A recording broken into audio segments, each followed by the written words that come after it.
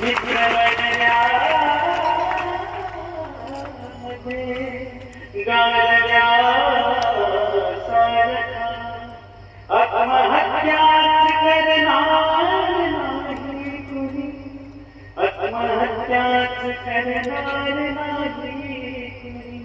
एक विसरत आरशा सारखा दुःख